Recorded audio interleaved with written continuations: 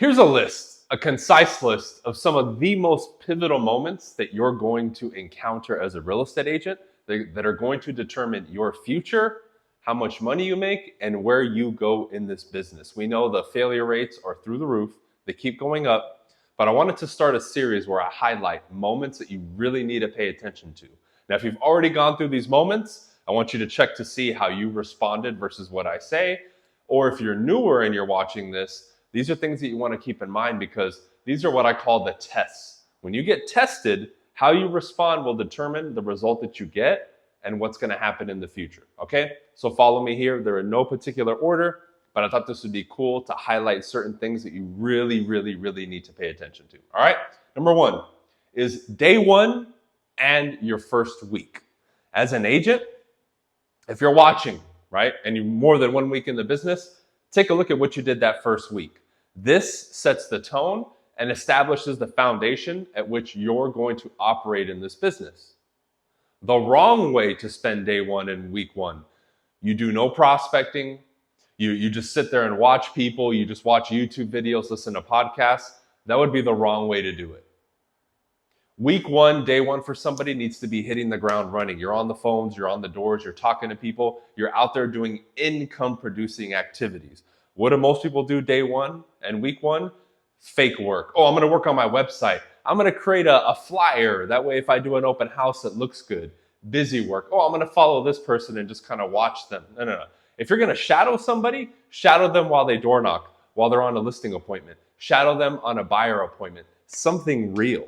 But that day one and week one sets the tone because whatever you do then, you're establishing habits and patterns that are going to go with you forever. Now, if you didn't do that first day or week correctly, that's fine. But we have to establish these things properly. And this is why I always recommend to people from day one, you need to have your schedule laid out. The role play, the prospecting, spending 15, 20 minutes a day perusing the MLS and understanding the statistics and the inventory and what's selling and what's not selling, getting out there and previewing homes, right? Getting out there, boots to the ground, having real conversations, and already starting that habit and pattern of running your business the right way. We're in a sales business. You need to make sure that you're doing it the right way. Okay? Quick note, I have a bunch of free resources in the description. Make sure you guys take advantage of them. All right? That's the first one. Because if you do that wrong, it's going to be very difficult if you dig yourself a hole to get out of it, especially as time goes on. Number two, first listing appointment where you walk. Now, what I mean by that is, this isn't your first listing appointment, but the first listing appointment where you're prepared, you do your presentation, you do everything right.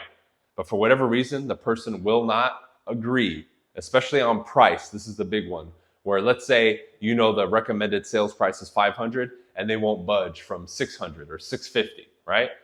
Right there, you're going to be tested. One of the first listing appointments that I went on, I walked. I said, you know what, ma'am? You want too high of a price. It's just not making sense. We're not a good fit for each other. And I remember I went back defeated to my office. And 2 or 3 of the top agents in my office said, you know what, dude? You're going to do really well. Because most people in this situation being new don't have the fortitude to stick to a standard and walk. They'll, out of desperation, just take the listing to get a sign in the yard. And that stuck with me. I said, man, these top guys are telling me that I did the right thing. I know I did the right thing, but it doesn't feel good. I knew logically it was the right thing to do, but emotionally it didn't feel good. Now, are you going to cave? Because that's a big one. Typically, when the pressure's on, when you need to pay your bills, you'll cave. And that says a lot about you as an agent because that's going to pop up in negotiations and in other areas of the business and all areas of your life. Can you handle the pressure and do the right thing? Are you going to try to force a client to take an offer because you need to pay your bills instead of doing the right thing? This establishes the grounds for how you're going to operate in the business. And I would highly, highly recommend that you really take a look at situations like this and make sure that you act accordingly. If you do these things right, again, you're setting yourself up for major success in the future. How many people do you know that will justify, oh, I took an overpriced listing because someone else will, or I can just beat them up on the price later, or I just want to get a sign in the yard? Does that sound like a professional, high-producing, top-producing agent? No. It sounds like the everyday realtor who's fighting for scraps and is desperate to get whatever it is that they want, right? Don't be that agent. Number 3, your first complicated escrow. Your first complicated escrow is going to require more mental energy, and more focus. Are you going to allow it to throw you off from your schedule? Are you going to be one of those agents that says, well, I can't prospect today. I have to deal with my one escrow. Really? It takes you all day to deal with one escrow? Will you set that boundary with your vendors and your clients and say, hey, in the morning, I'm prospecting. I'm on the phones, I'm on the doors, I'm out there selling properties, talking to people. I'm not available in the morning. Will you set that standard and abide by it? Especially when an escrow gets complicated. When your client calls you upset, how are you going to respond? Are you going to freak out? Are you going to let it get to you? Are you going to be able to have the tough conversations and keep your cool? This says a lot. This is why having support, coaching, and training is so important, because you have a shoulder to lean on. You can come to me or whoever's helping you and say, hey, this is the situation, what do I do? And we can guide you. The mentor, right? That wisdom is invaluable in moments like this. And all of you who try to fly solo and figure it out, well, when you hit a situation like this, you're going to crumble, or you're going to respond incorrectly. And it's either going to kill the deal or it's going to affect you a lot. Because the people who have complicated escrows, but they can keep their cool, follow their schedule, and still do what it is that they need to do every single day with minimal disturbance when this type of stuff happens, it's good. It's a sign of a good agent, an expert, and somebody who knows what they're doing. But when that complicated escrow comes up, you need to make sure that you act accordingly. You're either going to handle it the right way or the wrong way. So make sure that you have somebody in your corner helping you. All right? Number 4, you're first under contract. This, again, is similar to the previous point, but typically when people go under contract, one of two things happens. Most agents start coasting. Oh, I figured it out. I got a deal. I'm good. I'm getting paid. They abandon their schedule. They abandon all their lead generation activities. And suddenly they're coasting like they figured it out. Especially this is dangerous if somebody gets a deal right away. Like if somebody gets a deal under contract, a buyer gets a listing and sells it within a couple weeks of starting, again, it could be a double-edged sword. Most agents are going to coast and take their foot off the gas. A small percentage, aka the right thing to do, is you double down and you say, hey, I got a deal. I'm about to put 2 or 3 more under contract before this one closes. I got one. Let's ride the momentum and let's push this thing to the limit. That's the right way, because that's going to test you. Are you going to abandon everything that got you that deal just because you got a deal? Are you satisfied with only one? Or are you going to stick to the proper, again, principles and ways of doing business that are going to help you win in the long run? You see how all this stuff is setting you up for longevity. Why? How you respond and how you act demonstrates who you are. So if you move and perform like a top producer, you're going to be a top producer. You have to ask yourself, the person who's successful, what are they doing in these situations? Are they getting one under contract and then relaxing? No, they're continuing their job. They're doubling down and working harder. That's what you need to do. Okay, let's continue. Number 5, decision on your commitment level.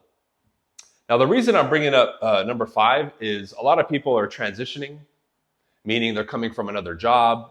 Maybe they're starting part-time and going full-time, and they've set, hey, I'm going to do it in 6 months or a year. I'm going to make the transition. Or some people who aren't that committed leave it up in the air. Oh, when I get a couple deals, I'll go full-time.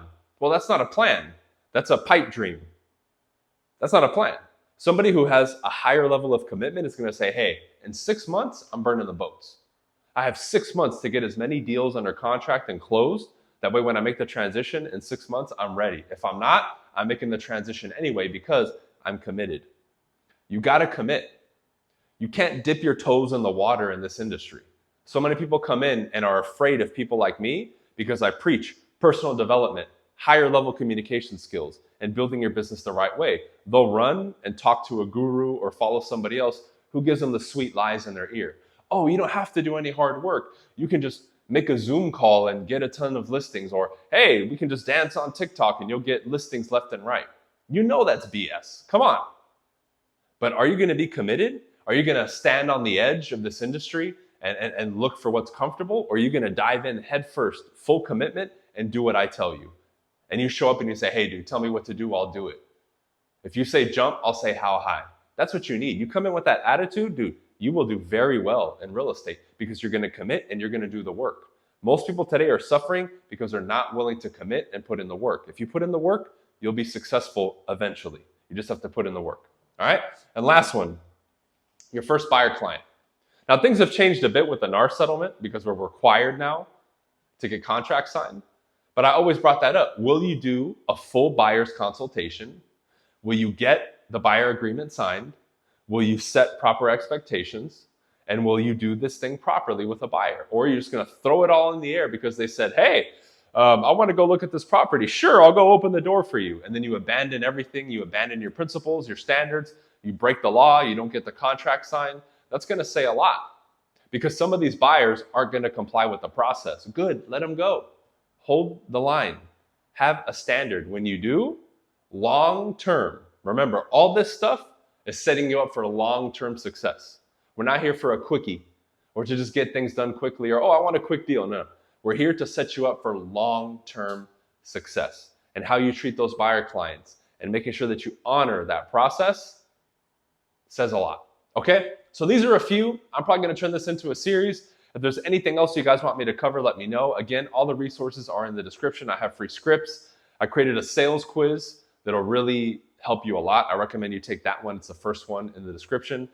Check out my website, right? I offer a ton of coaching and training. It's really up to you. I know my selling system is unique and it's based on a lot of really hardcore principles that are helping people. A lot of people in my program right now are having record years in 2025 when most of the industry is dragging ass, really. Okay? Appreciate your support. Email me, shoot a comment if there's any objections or whatever you want me to do a video on. I'll take a look at the comments, and if any of them stand out to me, maybe I'll make a whole video or start doing shorts to answer them for you. I'm going to start dropping my email in the actual video as well. That way, if you want to send me any questions that you want me to make a reel or a video on, I'm more than happy to do it. All right? Appreciate you guys tuning in. Pivotal moments that will determine your success in real estate. Peace.